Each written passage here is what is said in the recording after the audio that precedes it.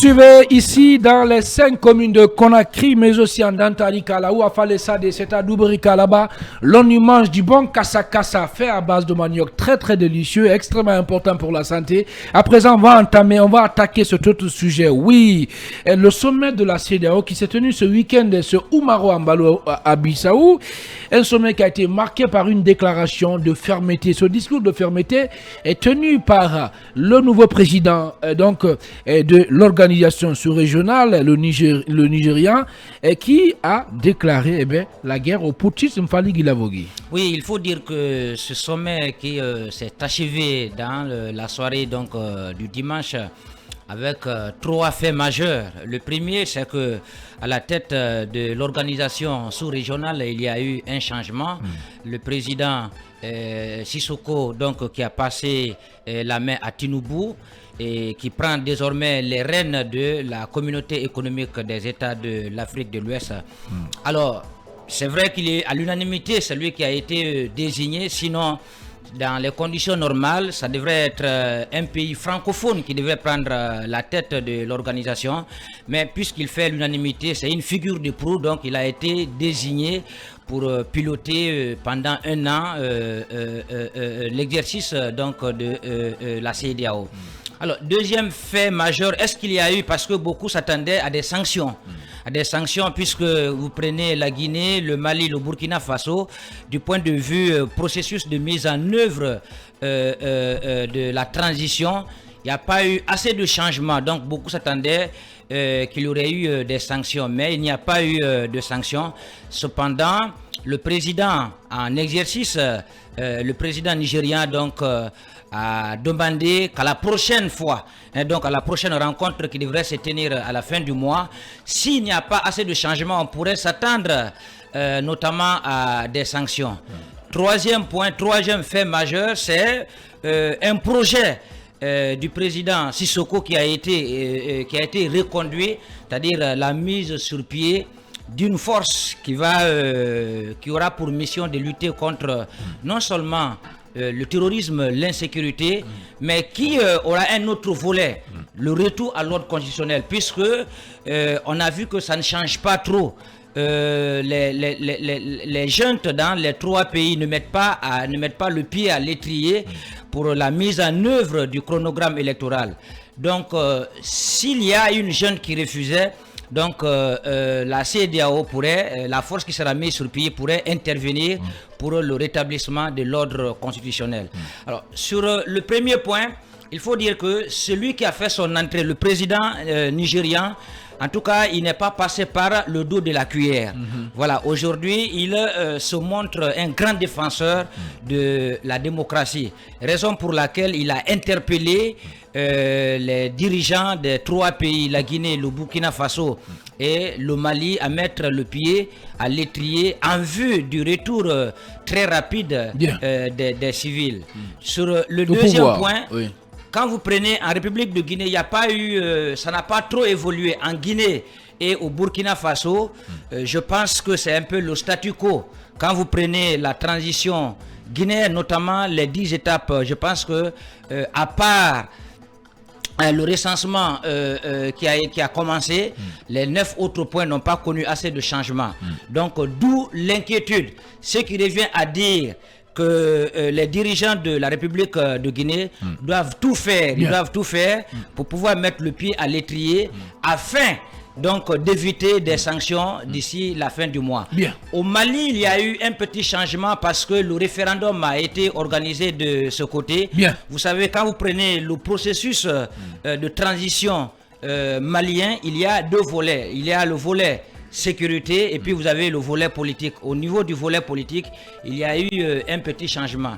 Du côté du Burkina Faso, il n'y a pas eu trop de changements et le pays continue à faire face, si vous voulez, au terrorisme qui continue de frapper de ce côté. Bien, allez, voilà, il n'y a pas eu de fortes résolutions. Certains s'attendaient à des sanctions. Si je dis certains, je parle notamment de ceux qui ne sont pas d'accord avec le CNRD, ceux qui ne sont pas d'accord avec le gouvernement, mais plutôt l'institution sous-régionale, Mamadou Abadé, n'a fait que reconduire les sanctions qui existaient déjà. Et plus loin, loin. Est-ce que ce projet qui consiste à mettre en place une force qui aura pour responsabilité, qui aura pour rôle de lutter contre les coups d'État dans l'espace CEDEAO, est-ce que c'est pas un projet qui est déjà voué à l'échec? Est-ce que c'est pas utopique tout cela? Difficile à dire parce qu'il faut dire que l'ancien président en exercice justement de cette institution, Umaru Sissoko Embalo, avait vraiment fait de ce sujet-là, de ce projet-là, son cheval de bataille. Mais on a vu que ça n'a pas abouti, c'est très compliqué de mobiliser les fonds. Il y a eu les chefs d'état-major des différents pays qui se sont réunis, qui ont travaillé déjà sur la question. Mais nous savons généralement la pomme de discorde, ça se trouve au niveau de la mobilisation des financements. Alors, mais il a rappelé, il a réitéré au cours de cette réunion préparatoire de ce sommet-là, de cette 63e conférence des chefs d'État et de gouvernement de la CEDEAO, que ça lui tenait à cœur et qu'il fallait continuer. Et je crois que son successeur va naturellement continuer sur les efforts qui sont déjà enclenchés, déployés, mais on a vu également que ce nouveau président en exercice de la CEDEAO en tout cas a une nouvelle priorité, et sa priorité c'est justement lutter contre ces coups d'État militaires qui sont en train de faire foison aujourd'hui dans notre sous-région. Oui. Mais il a dit avec des mots qui sont forts, le Nigeria est de retour. Je pense que le Nigeria, pour celui qui connaît aujourd'hui ce qu'il représente d'un point de vue économique, mais aussi sur le plan militaire, le Nigeria c'est un géant aujourd'hui en Afrique, on ne peut pas le nier, et souvenez-vous le rôle important du Nigeria dans si vous voulez, la constitution ou la composition de l'ECOMOG à l'époque, qui avait pu intervenir dans les pays qui avaient des conflits, notamment le Libéria et la Sierra Leone. Donc c'est une puissance militaire aujourd'hui. Et si un président comme celui du Nigeria, en tout cas, lance ces mots-là, je pense qu'il faudrait que dans les palais, au Koulouba, à Conakry, mais aussi à Ouagadougou, au palais Kosiam, si ma mémoire est bonne. Donc je pense qu'il faut quand même qu'on écoute cette fois-ci ce nouveau président. Je pense qu'avec son arrivée, c'est un nouveau tempo qu'il va donner, c'est une nouvelle marque, c'est un management nouveau. Je pense qu'il faudrait bien l'écouter parce que avec lui, je pense que les lignes vont bouger. Avec lui, vous pensez que les lignes vont bouger avec cet ami de l'ancien président guinéen Alpha Condé, renversé par des militaires le 5 septembre 2021. La précision elle est importante, suivez mon regard. Alors Tinubu Diarra Guirassy a déclaré aussi, en déclarant la guerre aux putschistes de la sous-région, il a dit ceci, que nous ne pouvons rester comme des chiens sans croc à la CEDEAO. Eh bien nous devons mordre. Oui.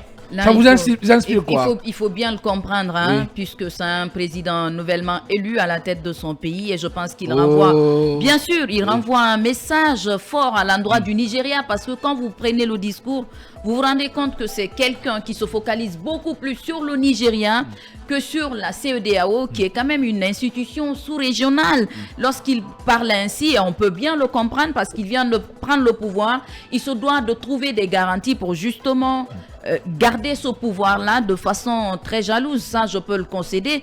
Mais en ce qui concerne la région ouest africaine, je pense que l'idéal ce n'est pas de faire des discours, de tenir des discours va-t-en-guerre. L'idéal ce serait justement de déconstruire le problème. Qu'est-ce qui fait qu'il y a des coups d'État en permanence dans la région? De mener une réflexion approfondie là-dessus. Bien sûr, il faut quand même qu'il y ait des études là-dessus, qu'il y ait des débats, des conférences là-dessus pour justement favoriser en tout cas l'éveil des consciences par rapport au coup d'État dans l'espace ouest africain. Mais tenir des discours, on a vu beaucoup de présidents qui ont circulé à la tête de la CEDEAO, qui ont tenu des discours assez caustiques, mais après nous avons assisté à des coups d'État en permanence. Le Burkina Faso, c'est 2 coups d'État en l'espace de combien de mois? Ça, je pense qu'on n'a pas su trouver les vraies solutions pour justement contrecarrer cela. On n'avait même pas vu venir cela. On n'a pas vu venir cet autre coup d'État qui est intervenu. Aujourd'hui, il y a un besoin, il y a un besoin pressant de se focaliser là-dessus. j'aimerais bien savoir qu'est-ce que le président, le nouveau président en exercice de la CEDEAO va faire pour notamment matérialiser ce qu'il a dit par rapport lors de sa prise de fonction. Bien, parlant. Je pense qu'aujourd'hui, il faut qu'il nous serve des choses concrètes que d'aller dans des annonces pensez qu'il est un peu dans fallacieuses. l'euphorie, hein? Oui, bien sûr, je pense que c'est une annonce Il fait fallacieuse. un peu du Yes Weekend. Ça hein. va pas le faire, c'est Oui. pas en un claquement de doigts que cela va se faire. Allez. Mais Bien. pour quelqu'un, parce que les gens ont tendance à voir le Nigeria comme étant une puissance économique, une puissance, et je pense qu'il a voulu matérialiser cette puissance Bien. dans sa parole. Mais ça va pas se faire comme ça, il faut des choses concrètes. Amadou Djoudra Diallo, quand il dit que nous n'avons pas investi dans nos armées, leur uniforme, leur formation, leurs bottes, pour qu'ils se braquent contre les populations, les principes républicains violents, est-ce que ça veut dire quelque part qu'il veut nier les causes le plus souvent qui sont à l'origine des coups d'État, pour s'attaquer un peu à l'effet, aux conséquences? J'aurais souhaité qu'ils disent plutôt que nous n'avons pas investi dans nos forces de défense et dans l'armée pour qu'ils braquent contre les palais présidentiels, parce que c'est un peu ça le concept. Le problème est que peut-être il fait allusion aux coups d'État qui se font souvent dans le continent.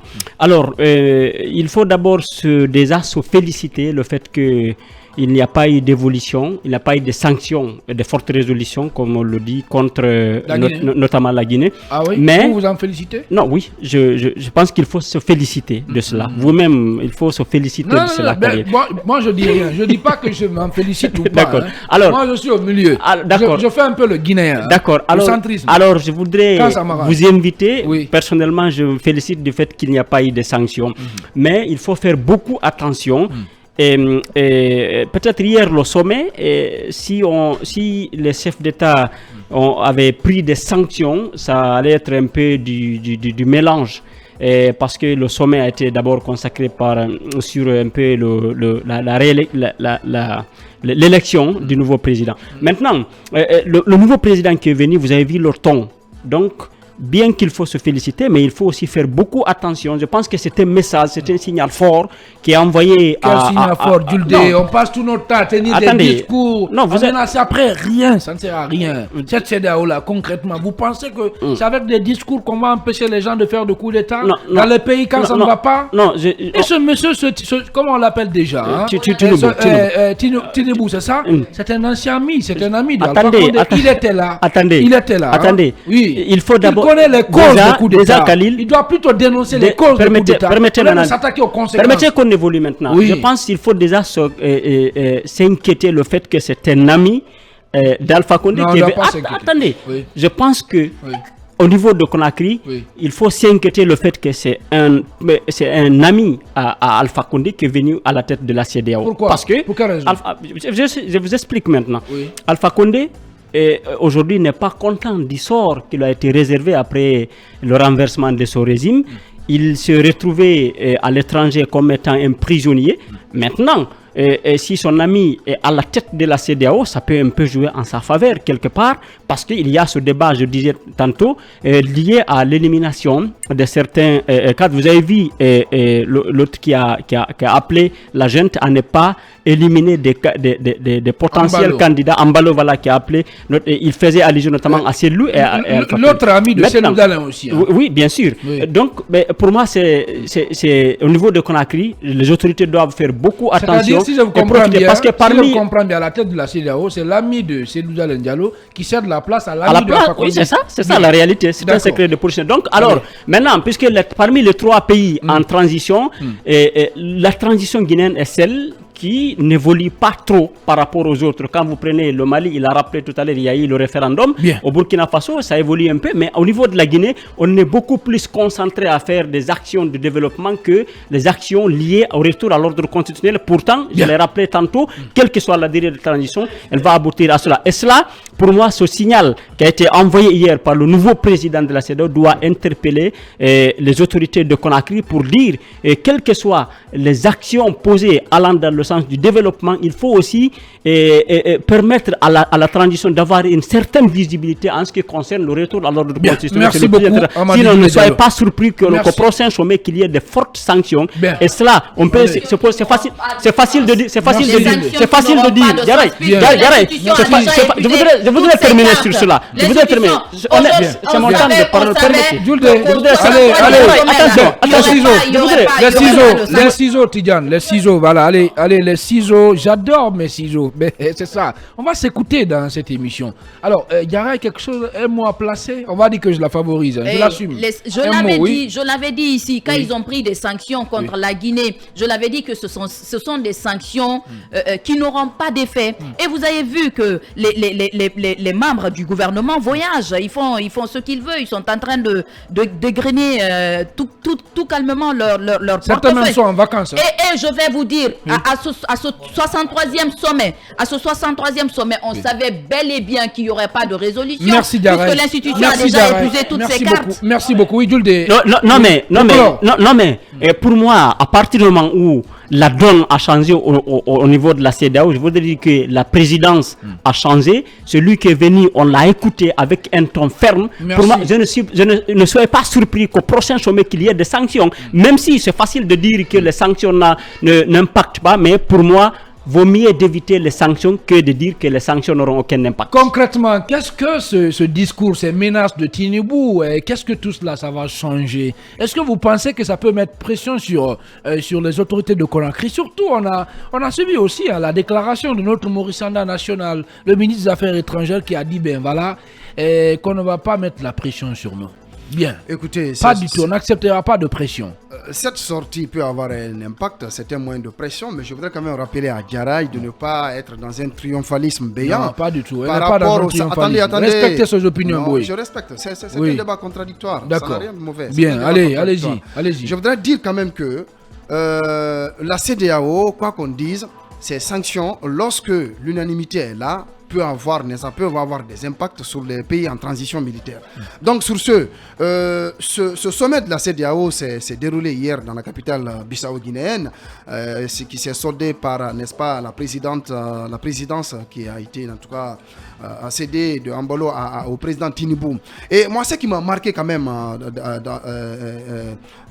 lors de ce sommet, c'est quand même ce discours du nouveau président de la CEDEAO. Toujours le discours. D'accord. C'est ça aussi le Guinée. C'est un discours ferme. Oui. Et je le comprends. Mais ça va apporter quoi, Boui? Qu'est-ce que ça va apporter? Nous le saurons dans le temps. Bien. Ne vous précipitez pas. Allez, d'accord. Oui. Les discours ont leur place. Mais au-delà des discours, je voudrais quand même souligner que le président Tinubu, je le comprends dans ce discours, puisque là, il vient de prendre la présidence à la tête de la CEDEAO. Il fallait quand même donner le ton par rapport à ces 3 transitions dans l'Afrique au niveau de la CEDEAO, des transitions quand même qui n'est-ce pas, qui tanguent, des transitions où les engagements ne sont pas totalement respectés à la lettre. Je rappelle quand même un cas précis pour donner peut-être un appel pressant à nos autorités de la transition. Vous vous rappelez le cas du Mali avec le défunt président ATTP à son âme. Lorsqu'il a terrassé Modibo à travers un coup d'état militaire et qu'il est venu au pouvoir, par après quand même il a annoncé des engagements qu'il a respectés. Il a conduit la transition jusqu'à son terme. Des élections ont été organisées, des élections qui ont abouti à l'élection d'Alpha Omar Konalé à l'époque. Mais par après, le monsieur il a ôté la tenue, il s'est représenté, il a été élu à la présidence malienne. Pourquoi ? Parce que tout simplement, c'est une personnalité qui a respecté ses engagements. C'est pourquoi j'appelle aujourd'hui les nouvelles autorités de Conakry de ne pas avoir un agenda caché, d'être très direct et très franc avec le peuple de Guinée. Mais qui vous a dit que le CNRD a un agenda caché? Attendez, laissez-moi aller dans mon raisonnement. C'est une question, je vous pose. Pourquoi cette transition guinéenne, elle est tangue? Pourquoi tant de retard par rapport à la résolution des 10 étapes de la transition? C'est des questions qu'il faille se poser. Il faut se réveiller à un moment donné dans ce pays. Je dis encore une fois que ce monsieur est parti, il a ôté la tenue, il est venu, il s'est représenté, il a gagné les élections, il a été porté en tout cas à la présidence malienne. Aujourd'hui, je conseille vivement à nos autorités de la transition, notamment le colonel Doumbouya, puisque c'est lui le numéro 1. C'est lui qui est vu. Derrière, je sais qu'il y a des hommes forts, mais ce qui reste clair, il est important de respecter les engagements au prix au soir du 5 septembre. Maintenant, par rapport au discours du président du Nigeria, certes, il a magnifié sur son pays, et de l'autre côté, il faut quand même mettre en évidence qu'au-delà de ces discours, il est important quand même de susciter le débat autour des causes qui engendrent les coups d'État en Afrique. Il faut mettre des mécanismes sur place permettant justement à ce que les militaires ne fassent pas émission pour prendre le pouvoir. Et cela dénote de l'échec de l'élite guinéenne, de l'élite africaine de manière générale. Quand les civils, vous n'êtes pas en mesure de diriger les pays, de respecter les constitutions, de faire en sorte que le développement soit beaucoup plus un outil au service des peuples, eh bien les militaires n'ont pas d'autre choix que de venir vous dégager là à des moments donnés. Donc je pense qu'aujourd'hui, au-delà des discours, au-delà des menaces, il faut mettre en place des mécanismes permettant justement de ne pas donner le terrain, de ne pas en tout cas donner le flambeau aux militaires, de venir chaque fois organiser des coups d'État, faire une rupture constitutionnelle et s'emparer du pouvoir. Allez, Khalil Camara, est-ce que vous rejoignez Mamadou Boye qui estime qu'il faut plutôt attaquer le mal par, disons, la racine, hein? Oui, par la racine, c'est ce que je trouve d'ailleurs plus manquant dans le discours du président Tinubu. Je salue d'abord cette fermeté qu'il a fait montre à l'égard des États qui sont tentés au coup d'État. Je salue aussi, même s'il a magnifié son pays, je comprends cela parce que le Nigeria, il faut faire comprendre que c'est l'un des pays qui a le plus occupé, pour ne pas dire d'ailleurs le plus occupé la conférence des chefs d'État et des gouvernements de la CEDEAO, parce que c'est un pays, parce que quand un pays déjà est en coup d'État, ce n'est plus facile. Vous ne pouvez d'ailleurs pas diriger cette conférence des chefs d'État. Donc le Nigeria est l'un des pays qui s'est fait remarquer dans ce sens-là. Donc bien sûr que c'est un président qui peut donner des leçons à travers son pays aux autres pays parce que eux ils n'ont pas connu ces coups d'État là. Maintenant, je déplore quand même que le président Tinubu n'ait pas dénoncé les dysfonctionnements de la CEDEAO parce que j'ai compris que son discours s'est beaucoup plus accentué sur les coups d'État perpétrés par les forces armées sans pour autant parler des coups d'État perpétrés par les civils. Le coup d'État constitutionnel. Et aussi, je ne vois pas pourquoi il y a d'autres institutions de la CEDEAO qui, bien sûr, ont des manquements. On ne parle pas aussi de ces manquements-là. Il faut quand même rappeler que quand on parle de la CEDEAO, c'est constitué de 8 institutions et parmi ces 8 institutions, vous avez la conférence des chefs d'État et de gouvernement de la CEDEAO, vous avez le conseil des ministres, vous avez la cour de justice de la communauté. Maintenant, quand on prend par exemple la cour de justice de la CEDEAO, je pense que c'est très important. Vous avez aujourd'hui des décisions ou si vous voulez des conclusions qui sont rendues par cette commission, par cette institution, mais qui ne sont jamais appliquées dans les pays. Je prends l'exemple sur la Guinée où récemment, qui a été récemment condamné par cette cour. Mais des décisions qui ne sont jamais prises en compte, alors que quand on parle d'une institution, c'est en général tout ce qui la compose. Donc vous ne pouvez pas parler que d'une seule institution de cette communauté sans parler des institutions, sans parler des dysfonctionnements des autres institutions. Donc j'aurais aimé que le président Tinubu parle aussi de ces manquements. Pourquoi les États n'appliquent pas les décisions rendues par la Cour de justice de la CEDEAO et quelles sont les dispositions qu'il faut prendre, les mesures qu'il faut prendre pour que désormais quand une décision est rendue par cette Cour-là, que ce soit respecté dans les pays. Mon cher Omo, je voudrais terminer. Pardon, c'est très important. Ce que je déplore aussi dans le discours du président, qui manque aussi dans le discours du président, c'est quoi? C'est que quand vous parlez de coup d'État, il faut quand même faire comprendre que le coup d'État est défini par la Charte africaine de la démocratie des élections et de la gouvernance de la CEDEAO. Le coup d'État, c'est toute prise de pouvoir anticonstitutionnel. Donc, ce qui veut dire que quand on parle de coup d'État, ce n'est pas que ce qui est commis par les militaires, par les forces armées. Le coup d'État peut être aussi commis par les civils. Et là, je vais lire l'article 23 de cette charte que j'ai évoquée. En son point 5, tout amendement ou toute révision des constitutions ou des instruments juridiques qui portent atteinte au principe de l'alternance démocratique.